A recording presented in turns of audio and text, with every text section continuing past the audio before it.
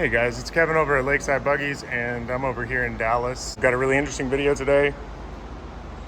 We've gotten a lot of emails and calls and texts saying that they can buy the same golf cart that we've got from China for $5,000 or $6,000. So guess what I've got for you guys? I've got a $6,500 Chinese golf cart, and today's day one of trying to figure out why it doesn't work. There's your lithium battery pack. I'd be terrified to open that up and see what's inside.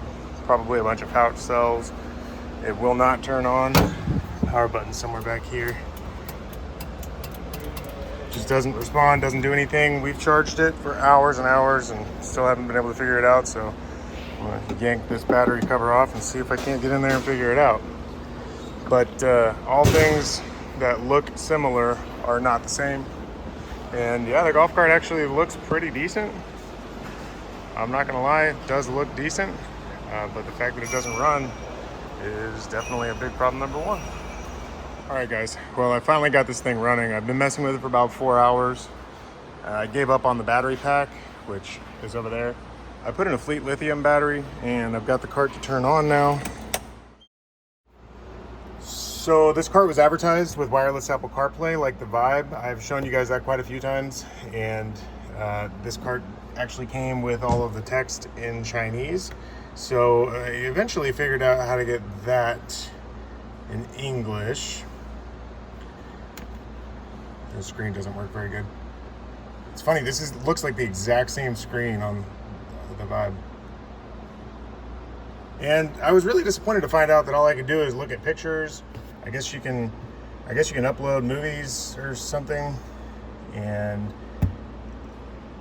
yeah, really ridiculous.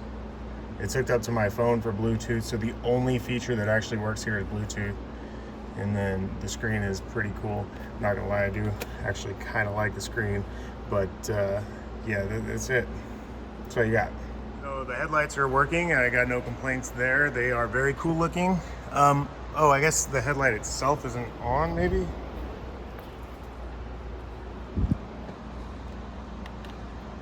Okay, there we go. So I guess you turn the headlight on here, like a high beam. Okay, well, we've got a pretty bright headlight, so nothing to complain about really there. Your shocks and suspension components have some cool Chinese writing on them. Decent looking brakes.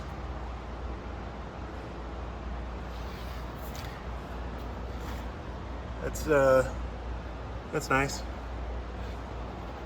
I'm not sure I want to even look under it, but okay.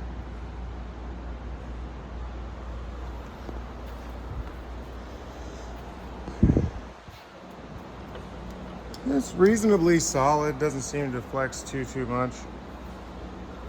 Missing the tub and the ice chest cooler that usually goes in the back there. There's a lot of words I don't know what they mean on these things.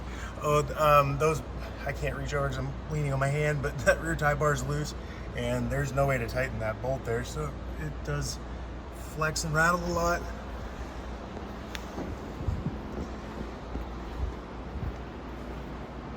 The seats are okay. I don't know how long these would hold up. It's just kind of like cheapy looking vinyl with stitching.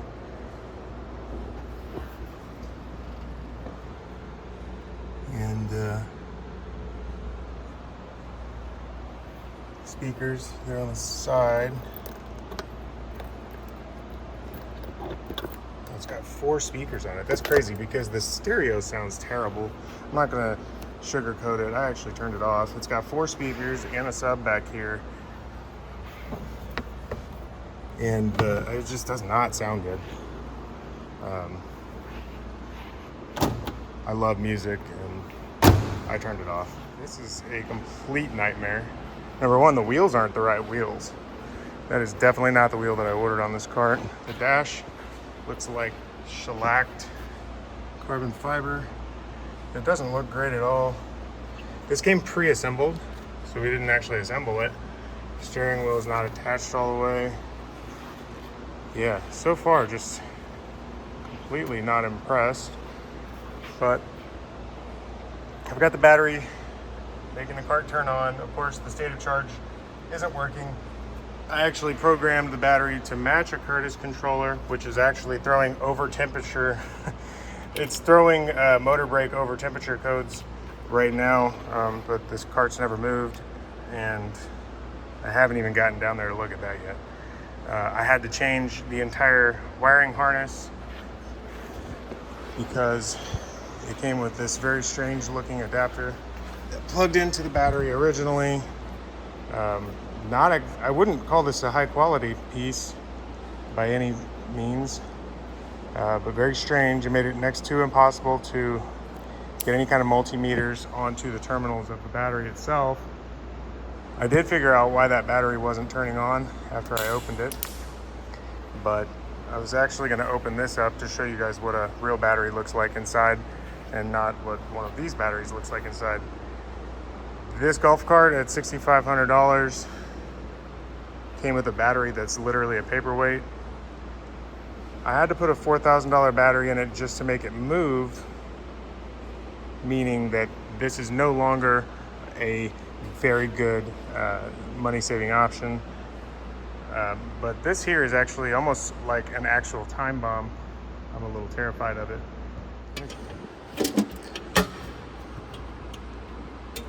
All right. Let's take a look at what's inside of a real battery here.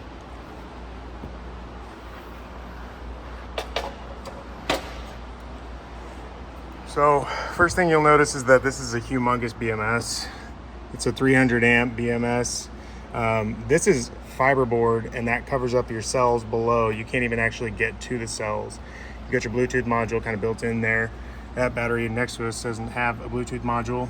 And cable management wise, this is about as clean and nice as it can possibly get. I don't think we need to go a whole lot deeper than this to really explain why this battery has a $4,000 value, 5-year non-prorated warranty, and why this battery has absolutely no warranty and zero value because it's now less valuable than a doorstop. Let me show you what's going on inside.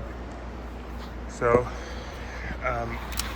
inside the battery, I found all these silica packs just kind of tossed in like that. This foam just kind of in there exactly like that. Fiberboard kind of like that. When you go to turn it on, nothing is happening.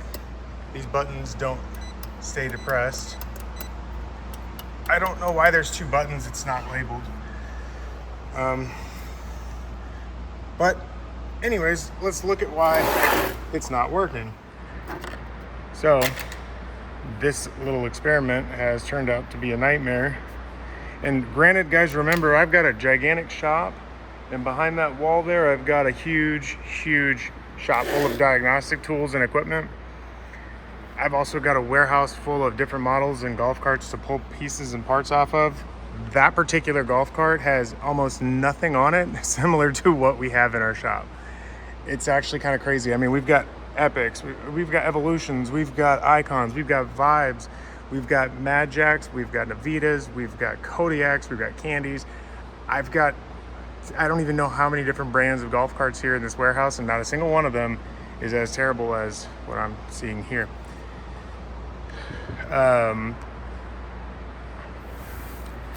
The battery's not the only problem, but stuff that I saw right away, these covers were what was hiding the wires, so kind of like a battery cable management, I guess. I don't know. Anyways, I pulled these off. Thank God I didn't get electrocuted. So I pulled those off, and now you can see the wires here. The very first thing I noticed when I got this cover off was that one of the leads here actually was too short to reach into the connector itself. Now it's completely zapped off, because I'll show you what's going to happen here when this wire that was freely dangling inside this battery touches. Exactly. And there was a lead on here, but it's completely fried. I got a phone call, sorry about that. So here's the temperature sensor for this battery. Here's the sensor. It's in the battery. It's got a connector that should go someplace. But as best I can tell, there is no place to plug that in. It wasn't plugged into anything. That's a temperature sensor that'll keep your battery from charging when it's too hot or too cold and catching on fire.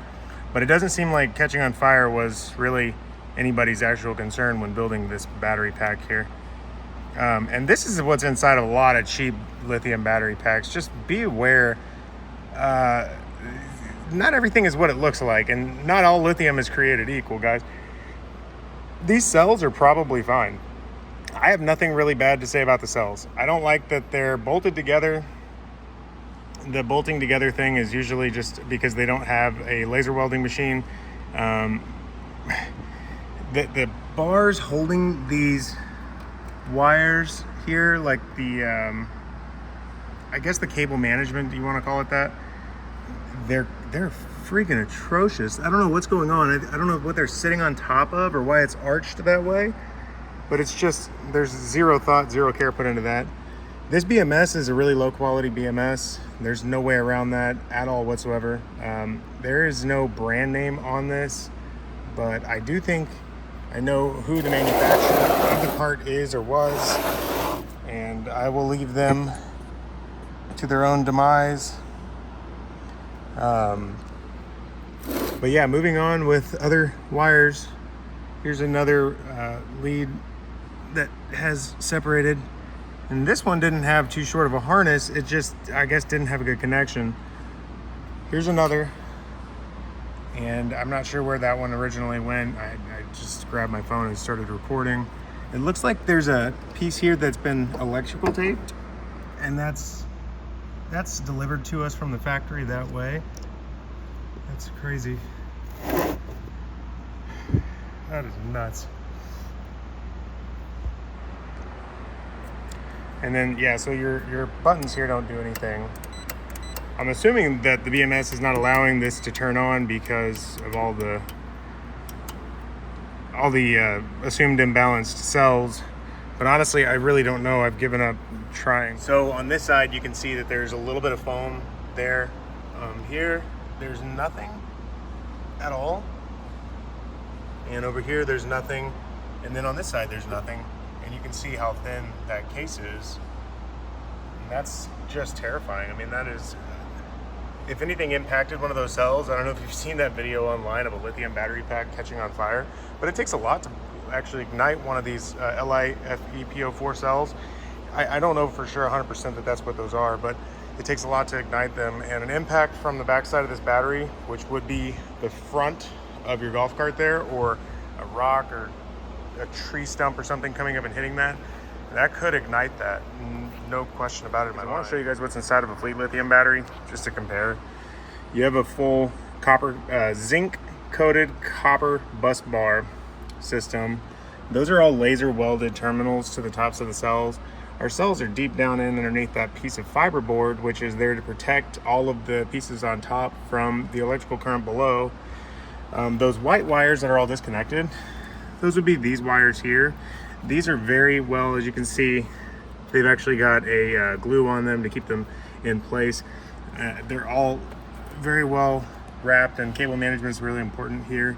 You can see that the case is like rock solid, and there's also a very large inner gap here. So there's about a 1/2 inch gap between the outside of the battery and the cells, and that's to keep your cells nice and protected from any kind of impacts. You really can't see the cells down in there, but you can see the laser welding on that just a little. The BMS is also huge. This is a 300 amp BMS, and this is, I don't know, it doesn't say. I don't know what's going on inside this pack here. But guys, don't cheap out when it comes to lithium batteries. Whatever you do, don't cheap out when it comes to lithium batteries. I know this battery is an expensive proposition, but it's not because it's just more expensive. It's because it's a well thought out, better built product that will last you for 10 plus years, and it comes with a 5-year, no questions asked warranty. This right here, guys, I promise you, it doesn't even come with a warranty at all. This is probably not going to get replaced by the manufacturer. I'm going to see if I can get them to replace it, but I have zero hopes for that. And at the end of the day, this cart here that was $6,500 is now $11,000, and it still doesn't actually work right. I'm actually kind of afraid to drive it, and I am getting error codes. All right, guys, thanks for watching my video. That's the end of it. This is the new Vibe Flex I've been showing off a lot in the matte black color. This is a totally different golf cart than what you just saw in that video. Just from front to back, quality, finish, everything about it. The harnesses, the wiring, you know, the connectors, everything is capped and waterproofed. Totally different golf cart. You may find something that looks similar to some of the things we sell for less money, but you can also buy a fake Rolex for $100 in New York streets that'll break before you get to the airport. Guys, visit lakesidebuggies.com and check out the Vibe Flexes with us. We've also got Breezy, Icon, Epic, as well as a couple of Evolutions and Candies. We've got Navita's carts and a few others. Give us a shout, guys. lakesidebuggies.com. And in Florida, Oceanside Golf Cars without the T. And really think carefully about your next purchase. Don't waste your money on one of these like I did. I will never be able to sell that. Take care, guys. Thanks for watching.